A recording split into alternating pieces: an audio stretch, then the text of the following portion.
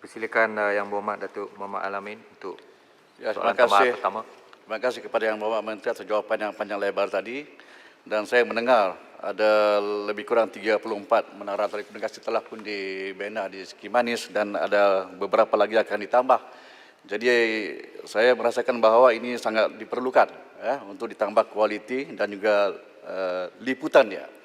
Dan soal 5G ini Yang Berhormat Menteri, menurut Institut Penyelidikan Ekonomi Malaysia, di mana peringkat domestik pelaksanaan teknologi 5G ini dijangka menyumbang sehingga lebih 12.7 bilion kepada ekonomi negara antara tahun 2021 dan tahun 2025, dan ianya dijangka menjana 39 pekerjaan baru. Soalan tambahan saya Yang Berhormat Menteri, apakah strategi kementerian dalam memastikan sasaran untuk mencapai garis dasar 98%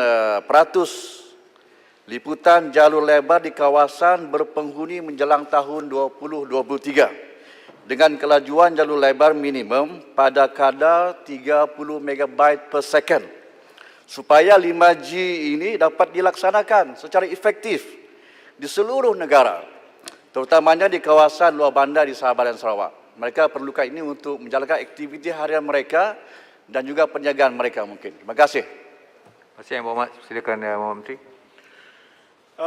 Tuan Yang di-Pertua, ada beberapa perkara di sini. Yang pertama ialah kos untuk kesaling hubungan ini. Kos untuk kesaling hubungan untuk capai 95-96% daripada kawasan yang berpenduduk itu lebih murah daripada kos untuk menyambung dengan izin the last mile untuk 2 hingga 4% kawasan berpenduduk kerana kedudukan geografi dia.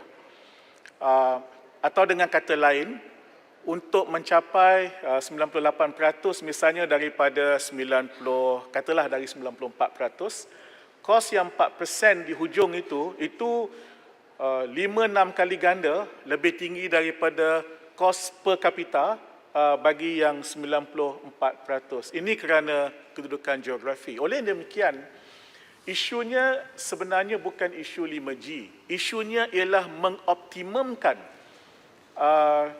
pelaksanaan 3G dan 4G. Contoh yang terdekat dan terbaru ialah di Chini. Kebetulan ada pilihan raya kecil di Chini.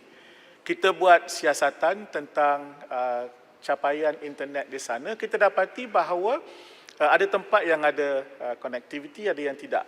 Tetapi apabila kita bincang dengan syarikat-syarikat telekomunikasi, sebenarnya boleh di roll out dan sampai ke hampir seluruh kawasan luar bandar seperti di sana, di Chini, dengan menggunakan 3G dan 4G.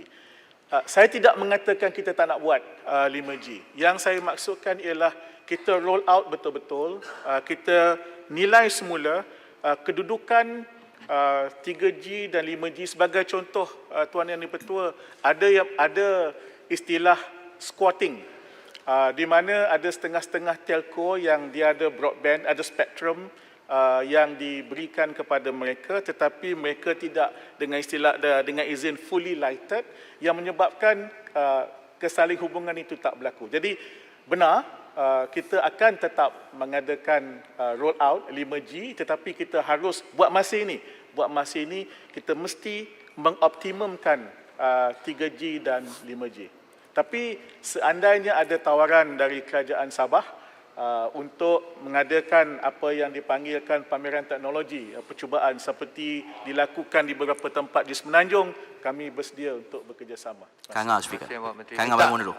Yang Berhormat Kangar dulu, sebelah sini dulu. Ini hal Sabah Datuk Pertua. Terima kasih Speaker. Dia kena bagi pemangkang lah lepas kerajaan tanya. Yalah, ini hal Sabah, takkan Kangar nak campur. Yalah, tapi sebelah sini dulu. Tak, liputan 5G ni tak kira Sabah. Silakan. Hal Sabah pun nak campur kah? Silakan. Liputan 5G ni dia tak kira Sabah. Okey, saya setuju dengan jawapan Menteri bahawa kita patut mengoptimumkan 3G dan 4G dulu, dan kalau kita tengok dalam keluk resapan inovasi ataupun Innovation Diffusion Index, keluk, kita tahu bahawa sebenarnya kalau daripada 2018 ni ramai orang bercakap tentang 5G, sedangkan teknologi 3G dan 4G pun kita masih lagi belum cukup sempurna. Jadi soalan saya mengenai teknologi 5G ni, apakah jaminan yang boleh diberikan oleh kementerian bahawa teknologi ini seharusnya bermula di semua sekolah terlebih dahulu, kerana mereka lah yang akan menjadi kumpulan yang pertama dan yang paling terdedah untuk menggunakan 5G. Kalau kita tak dapat kepada semua kawasan, sekurang-kurangnya di sekolah ataupun institusi pendidikan di peringkat lebih tinggi. Terima kasih Yang Berhormat. Silakan Yang Berhormat Menteri.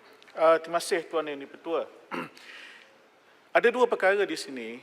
Pertama ialah kita tidak boleh kata kita kena bermula di sekolah dulu. Saya faham maksud Yang Berhormat sebab penggunaan di sekolah itu terutama dengan pengalaman kita dengan pandemik COVID-19 ini menunjukkan memang itu suatu kawasan yang perlu diperbaiki.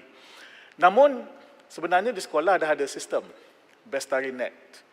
Yang perlu dilakukan sekarang ialah mengoptimumkan yang itu dulu. Dan ini cerita detailnya boleh kita bincangkan kemudian. Tetapi kalau di sekolah persoalannya kita harus selesaikan apa yang sedia ada. Perkara yang kedua ialah apabila kita bercakap soal sekolah, Menteri Kanan Pendidikan pun ada dalam Dewan Yang Mulia ini, isunya bukan sahaja akses pula, isunya juga ialah peranti. Jadi ini juga satu perkara yang sedang kami fikirkan, bagaimana untuk kita mengatasi dan menangani masalah kemampuan pelajar-pelajar, terutamanya golongan yang berpendapatan rendah, untuk menggunakan secara optimum ICT sebagai kaedah pembelajaran. Terima kasih. Minta Terima kasih, Pertua, Yang minta satu. 30 saat Yang Berhormat. Ya. Terima kasih, Berhormat Menteri. Kita sedar bahawa capaian jalur lebar ini, khususnya di Sabah, memang menjadi masalah. Saya kadang-kadang malu berbicara soal 5G, sedangkan 4G, 3G pun kita tak boleh optimumkan. Kita dalam perjalanan bercakap 4G, tiba-tiba down 2G. Jadi kita menuju negara maju. Apakah kementerian berhasrat untuk menyimpan data-data setiap negeri? Berapa sudah capaian yang boleh dioptimalkan, berapa tidak? Sebab ini penting untuk rakyat. Baru-baru ini di Kuta Merudu sampai seorang pelajar memanjat pokok kayu mencari 4G, tapi dia jumpa 2G juga. Terima kasih Yang Berhormat. Silakan Yang Berhormat Menteri. Terima kasih Tuan Yang Di-Pertua. Dari segi capaian liputan 4G purata nasional ialah lebih kurang 88.9% kalau saya tak silap ingatan, berbanding dengan Sabah 71.7%. Ini memang ada gap, ada dengan izin, dan ini perlu kita perbaiki. Dua perkara juga Yang Berhormat. Yang pertama ialah memang kita faham masalah yang berlaku itu. Ialah soal pelajar, cerita yang tular tu saya tak nak debatlah kes itu. Yang kita nak lakukan seperti saya katakan tadi ialah kita nak optimize 3G dan 4G. Kedua ialah di Sabah ada 115 pusat internet yang di bawah kelolaan SKMM. Yang ini kita sedang cuba untuk upgrade.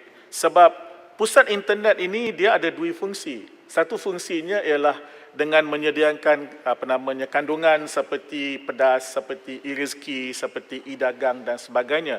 Tetapi dia juga boleh menjadi satu daripada wahana sementara untuk soal connectivity ini. Sebab di banyak pusat internet Tuan Yang Di-Pertua, ramai orang yang datang menggunakannya sebagai, saya kata, wahana untuk mereka mendapatkan connectivity dalam pada tempat-tempat yang lain di rumah dan sebagainya. Bahkan ada pelajar-pelajar sekolah yang suka datang ke pusat-pusat internet untuk buat kerja mereka kerana di sekolah mereka ataupun di rumah mereka tidak mempunyai connectivity yang baik. Terima kasih. Terima kasih Yang Berhormat Menteri.